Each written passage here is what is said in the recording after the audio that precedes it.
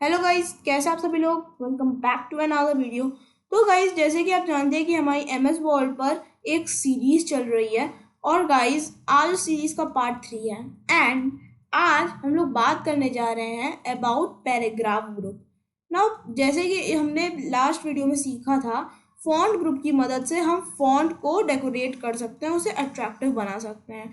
Same case यहाँ पे है। पैराग्राफ ग्रुप हमें एक पैराग्राफ को अट्रैक्टिव बनाने में मदद करता है और उसे डेकोरेट करने में मदद करता है। जैसे कि हम पैराग्राफ ग्रुप के अंदर के जो टूल्स एंड फीचर्स होते हैं, उनकी मदद से हम पैराग्राफ के पीछे का जो बैकग्राउंड कलर है उसे चुन सकते हैं। हम पैराग्राफ में बॉर्डर भी लगा सकते हैं। हम पैराग्राफ को अरेंजमेंट में भी डाल सकते हैं कि उसका जो लाइंस है वो किस साइड में अरेंज रहें। तो आइए ये सब एक बार प्रैक्टिकल कर देख सकते हैं। फॉन्ट स्टाइल कैलिब्री और फॉन्ट साइज 20 लेकर हमने एक पैराग्राफ लिख लिया है जिसमें हमने लिखा है, hello guys, this is A to Z computers, this video is about paragraph group. Paragraph group is used to make paragraph attractive.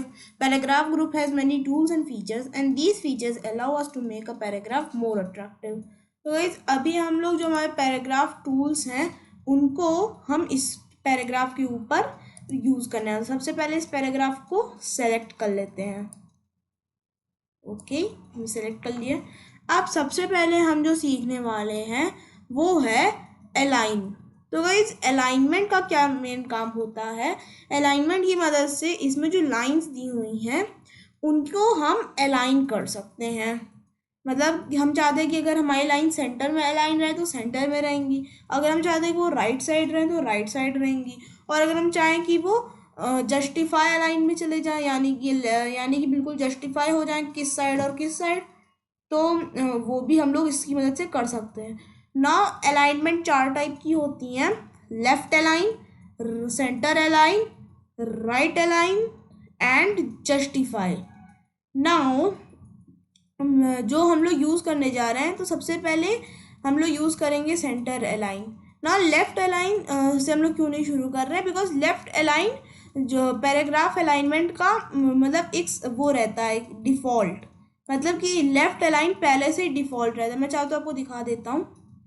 मतलब अगर हम लेफ्ट इस पर क्लिक भी करें तो भी ये नॉर्मल रहेगा। अभी ऑटोमेटिकली सेलेक्टेड है, अगर हम इसे सेलेक्ट नहीं करेंगे तो फिर ये जस्टिफाई में चला जाता है, लेकिन ये ऐसे ही रहता है। तो मतलब डिफ़ॉल्ट हमारा लेफ़्ट होता है। नाउ, बात करते हैं सेंटर। सेंटर अलाइनमेंट की मदद से हम जो हमारी लाइन और टेक्स्ट है उसको सेंटर में ला सकते हैं। तो आइए इसका यूज़ करके देखते हैं। तो ये जैसे कि आप देख सकते हैं, ये करता क्या है, ये लेफ़्ट और लाइन से जितना भी टेक्स्ट है उसको लेफ़्ट और लाइंस राइट से जो उसमें मार्जिन पड़ रही है उसको कैलकुलेट कर लेता है और उसको इक्वली डिवाइड कर देता है। मतलब उसके लेफ़्ट में भी सेम मार्जिन रहे और राइट में भी सेम मार्जिन रहे, सेम वो सारी लाइंस के साथ कर देता है। तो गाइस, अगला है राइट अलाइन। तो सबसे पहले हम इसे सेलेक्ट कर लेते हैं और इसे कॉपी कर लेते हैं और 2 लाइन बाद इसको पेस्ट कर देते हैं। ठीक है ना, इसको अगेन सेलेक्ट कर लेते हैं ना। जो अगला हमारा है वो है राइट अलाइन। राइट अलाइन की मदद से हम जो पूरा टेक्स्ट है उसे राइट साइड सेलेक्ट कर सकते हैं, अलाइन। हम मतलब उसे राइट की तरफ जितनी भी लाइंस एंड टेक्स्ट है उसको अलाइन कर सकते हैं। अभी मैं आपको इसका यूज़ करके दिखाता हूँ। ये रहा ऐसे, और जैसे कि आप देख सकते हैं जितना भी टेक्स्ट था वो राइट अलाइन हो गया। मतलब जितना भी उसके पास मार्जिन थी वो उसने लेफ्ट से ले लिया है और राइट से उसने 0 मार्जिन रखी हुई है ना। यहाँ पे आपको थोड़ा बहुत स्पेस दिख रहा होगा, ये मतलब ये उसकी दूसरी मार्जिन होती है, लेकिन जहाँ से टेक्स्ट मैक्सिमम लिखा जा सकता है तो ये वहाँ तक, मतलब पूरे राइट तक उस टेक्स्ट को शिफ्ट कर देता और लेफ़्ट से पूरी मार्जिन ले लेता है। नाउ, अगला है जस्टिफाई। नाउ, जस्टिफाई में भी ज़्यादा मतलब डिफरेंस नहीं होता है, तो मैं आपको एक बार दिखा देता हूँ। पेस्ट। नाउ, जैसे कि आप देख सकते हैं वो वही हमने एक बार पेस्ट कर दिया है। जस्टिफाई से ज़्यादा कुछ नहीं होता है, उससे जो मेन काम हमारा होता है वो है कि जो हमारा टेक्स्ट है वो both left and right margins को एक्स्ट्रा स्पेस लगा सकते हैं जहाँ पे नेसेसरी है, और जहाँ पे एक्स्ट्रा स्पेस लगी हुई है वहाँ पे उस एक्स्ट्रा स्पेस को कम कर सकते हैं। तो जस्टिफाई एक बहुत अच्छा टूल भी है। जैसे लेफ्ट अलाइन ही लगता है, बट ये लेफ्ट अलाइन से अलग होता है क्योंकि ये जो इसके बीच बीच के जो होते हैं लेफ्ट, तो उनको भी अच्छे से मतलब जस्टिफाई कर देता है क्या कि ये और अट्रैक्टिव लगे। तो ये रहा था हमारा अलाइन। नाउ अगला जो हमारा आता है वो है शेडिंग। नाउ शेडिंग की मदद से जो हमारा पैराग्राफ है उसका जो बैकग्राउंड है उसको हम लोग डिफाइन कर सकते हैं, यानी कि हम इस बैकग्राउंड में कलर लगा सकते हैं। तो सबसे पहले हम लोग ये जो पूरा पैराग्राफ यहाँ तक लिखा है इसको डिलीट कर लेते हैं, और अभी हम फिलहाल बात करने जा रहे हैं इस पर। तो सबसे पहले इसको लेफ्ट अलाइन कर लेते हैं। नाउ अभी हम यूज़ करने वाले शेडिंग। ना शेडिंग भी फॉन्ट कलर की तरह यूज़ करता है। जैसे फॉन्ट कलर से हम फॉन्ट को कर सकते हैं कलर, वैसे ही शेडिंग की मदद से हम पैराग्राफ का बैकग्राउंड कलर कर सकते हैं। मैं आपको दिखाता हूँ। इसमें भी सेम चीज़ होती है जैसे फॉन्ट साइज में होती है, मतलब फॉन्ट कलर में होती है। इसमें भी थीम कलर्स आपको मिल जाएंगे एंड स्टैंडर्ड कलर्स आपको मिल जाएंगे। Now point to be noted, यहाँ पे जो हमें कलर्स दिख रहे हैं वो उसके हिसाब से जो चूज़ होते हैं। मतलब हम यहाँ पे जो भी कलर लेंगे उस हिसाब से जो फॉन्ट कलर है वो भी चूज़ होगा। मैं आप देख सकते हैं, मतलब जैसे हम लाइट कलर ले रहे हैं यहाँ तक, तो वहाँ पे नॉर्मल, मतलब नॉर्मल ब्लैक टेक्स्ट है। लेकिन जैसे ही हम डार्क कलर में चले जा रहे हैं वैसे ही जो हमारा टेक्स्ट है वो वाइट हो जा रहा है। तो ये भी अच्छा है। बाकी आप स्टैंडर्ड कलर से भी ले सकते हैं, और इसमें भी मोर कलर्स वाला ऑप्शन होता है जिसकी मदद से हम कलर्स चूज़ कर सकते हैं। जहाँ चाहे वहाँ से कलर्स चूज़ कर सकते हैं ना। नॉर्मली ये RGB से ही कलर मॉडल चूज़ करता है। मान लेते हैं हमने ये कलर लिया तो ये उससे RGB में बता देगा, मतलब कलर मॉडल RGB और वगैरह वगैरह सब बता देगा, और फिर आप इसे ओके कर सकते हैं। तो ये उसके हिसाब से सेट हो जाता है। तो अभी फ़िलहाल इसको वापस से वाइट कर लेते हैं। अगला है जो मतलब काफ़ी लोग यूज़ नहीं करते हैं, बट नॉर्मली ये टेबल जैसे लाइन टेक्स्ट में यूज़ होता है, वो है बॉर्डर। बॉर्डर होता है, ये सेलेक्टेड सेल्स के लिए यूज़ होता है। तो नॉर्मली जो सेल्स होते हैं उन सब में बॉर्डर पहले ही लगा होता है। तो यहाँ पे भी आप देख सकते हैं कुछ चीज़ें हैं जैसे ऑल बॉर्डर में हर लाइन के बीच में बॉर्डर बन जाता है। तो ये मतलब हर अलग अलग लाइन को दर्शाने के लिए ये यूज़ हो सकता है। बाकी इसमें जब हम ऑल बॉर्डर्स को कर लेते हैं तो बॉटम, टॉप, लेफ्ट और राइट हो जाता है, इसमें ऑल बॉर्डर्स लग जाता है। हाँ, क्योंकि उसमें वैसे कोई सेल नहीं लगा इसलिए आउटसाइड बॉर्डर है। आउटसाइड बॉर्डर से बाहर का बनता है, और इनसाइड बॉर्डर भी हम लोग बना सकते हैं। अभी फ़िलहाल इसे नो बॉर्डर कर लेते हैं।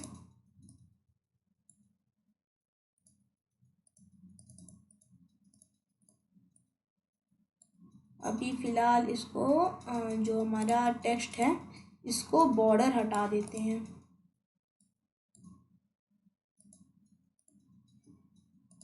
तो एक मिनट में बॉर्डर हटाता हूँ, उसके बाद मैं आपसे मिलता हूँ। तो गाइस जैसे कि आप देख सकते हैं अभी फ़िलहाल हमने सब हटा लिया है। तो अगला जो हम सीखने वाले हैं वो है लाइन स्पेसिंग। लाइन स्पेसिंग का क्या यूज़ होता है? लाइन स्पेसिंग की मदद से हम जो लाइन है उसका स्पेस बढ़ा सकते हैं, मतलब जो लाइन के बीच का स्पेस है वो हटा सकते हैं और बढ़ा भी सकते हैं ना। नॉर्मल बाय डिफ़ॉल्ट 1 सेट रहता है, तो जैसे कि देख सकते हैं 1 में कुछ ना कुछ स्पेस रहती है। इसमें जो दूसरा ऑप्शन होता है 1.5, 1.15, 2, 2.5 और सबसे मैक्सिमम 3 होता है। तो जैसे ये 1 होता है, तो अभी मैं आपको इसके बीच का एक फ़र्क दिखा देता हूँ तो कैसा लगेगा। आप एक और ले लेते हैं और इसको यहाँ पे 1 की जगह 2 दे देते हैं। तो जैसे कि आप देख पा रहे हैं यहाँ पे लाइंस पे मतलब नॉर्मल स्पेसिंग है, वहीं यहाँ पे लाइंस में जो उससे 2 गुना स्पेसिंग हो गई है। तो जैसे कि आप देख सकते हैं लाइन स्पेसिंग का यही होता है कि हम लाइन की स्पेस बढ़ा सकते हैं। ये भी काफ़ी जगह यूज़ होता है, उस यूजेस के बारे में आगे पढ़ेंगे। और अगला है बुलेट्स ना। बुलेट्स का क्या काम होता है? बुलेट्स की मदद से हम जो हमारे लाइंस हैं उनको नंबर दे सकते हैं, मतलब ये कौन सा नंबर का लाइन है, ये कौन सी नंबर लाइन है, ये कौन सा नंबर लाइन है, तो ये सब हम बता सकते हैं। तो मैं आपको एक बार ये यूज़ करके दिखाता हूँ। सबसे पहले हमारा आता है नॉर्मल बुलेट्स। नॉर्मल बुलेट्स में बहुत सारे अलग अलग बुलेट के शेप्स आते हैं, जैसे सर्कल, खाली सर्कल, और ये जो हमारा स्क्वायर है, एक रंगीन शेप, फिर यहाँ पे 4 स्क्वायर्स लगे हुए हैं, एक एरो, एक ये, और यहाँ पे इतने ही रहते हैं। तो ये नॉर्मल बुलेट्स हैं जो ऐसे यूज़ होते हैं, जैसे कि आप देख पा रहे हैं सब यहाँ पे नॉर्मल यूज़ हो रहा है। हाँ, और अभी तो यहाँ पे मैं आपको यूज़ करके दिखाऊँ, जैसे मैं, ये सबसे मेन बुलेट होता है, मतलब सबसे नॉर्मल बुलेट है। तो यहाँ पे देख सकते हैं कि ये एक पॉइंट की तरह दिखा रहा है, तो हर पॉइंट खाली खाली अलग अलग समझ आ रहा है। और इसमें और भी बहुत सारे, जैसे हम टिक भी कर सकते हैं कि ये सब टिक्ड है। अगला मैं आपको दिखाता हूँ, वो है नंबर्ड बुलेट्स। एक बार इसको फिर सेलेक्ट कर लेते हैं और ये वाला बुलेट वो खत्म कर देते हैं, फिर से करें। अब आगे आता है हमारा नंबर्ड बुलेट्स। नंबरिंग बुलेट की मदद से हम क्या कर सकते हैं, एक नंबर्ड लिस्ट बना सकते हैं, जैसे 1 2 3 और डॉट, 1 2 3 स्लैश, फिर रोमन 1 2 3 कैपिटल, ABC कैपिटल, इसमें भी ABC लेकिन स्मॉल है, फिर ABC स्मॉल डॉट, और यहाँ पे रोमन नंबर्स स्मॉल हैं। तो इसमें बहुत सारे होते हैं, और जैसे 1 2 3 ले लिया तो ये ऐसे आ जाता है। उसके बाद अगर हम मान लेते हैं, रुकिए, भी इसको ले लेते हैं, यहाँ पे इसको हम लोग ये भी यूज़ कर सकते हैं, जैसे कि 1 2 3, तो ये भी ऐसा ही काम करेगा। तो अभी हम इसको फ़िलहाल हटा लेते हैं, एंड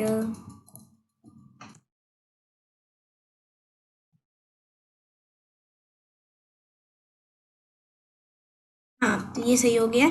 अगला जो हमारा है वो है मल्टी लेवल लिस्ट। तो मल्टी लेवल लिस्ट होता है, जैसे हमने यहाँ पे एक वो लिया मल्टी लेवल लिस्ट, और यहाँ पे हमने एक टैब दे दिया, और यहाँ पे इस पॉइंट के लिए हम कुछ पॉइंट्स लिखना चाहते हैं, जैसे पॉइंट ए, पॉइंट, यहाँ पे हम नॉर्मल बस अभी लेटर्स लिख देते हैं,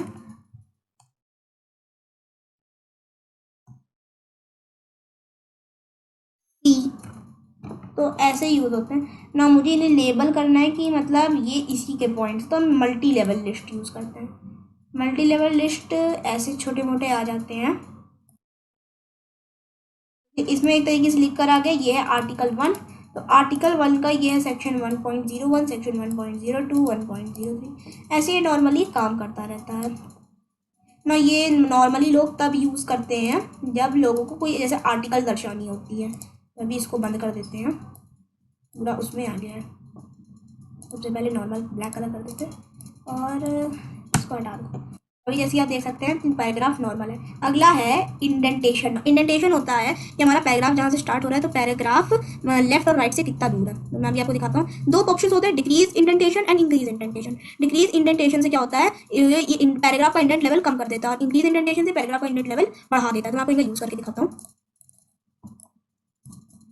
तो यहाँ पे इसको सेलेक्ट कर लें, और यहाँ पे जो पैराग्राफ है जिसका अभी इंडेंट इंक्रीज हो रहा है, मतलब लेफ्ट से और जगह लेता जा रहा है। और ना नॉर्मली जो पैराग्राफ रहता है वो मिनिमम इंडेंट में रहता है, तो इसको मैक्सिमम भी कर सकते हैं और बढ़ा सकते हैं, और मिनिमम भी कर सकते हैं, मतलब से घटा सकते हैं। तो ये हो गया इसका यूज़ ना। मान लेते हैं मैंने यहाँ पे कुछ जो लेटर सहित में कुछ लाइन लिख देता हूँ, जैसे यहाँ पे हमने लिखा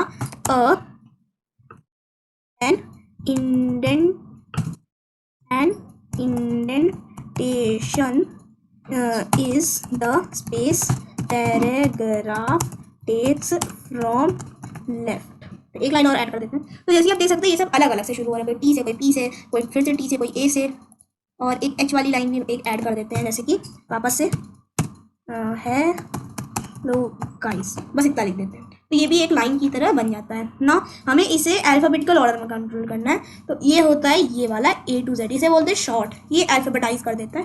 तभी मैं आपको इसका यूज़ करके दिखाता हूँ। मैं शॉर्ट वाइज में लिखा है पैराग्राफ टाइप टेक्स्ट, और हम इसे असेंडिंग और डिसेंडिंग में कर सकते हैं।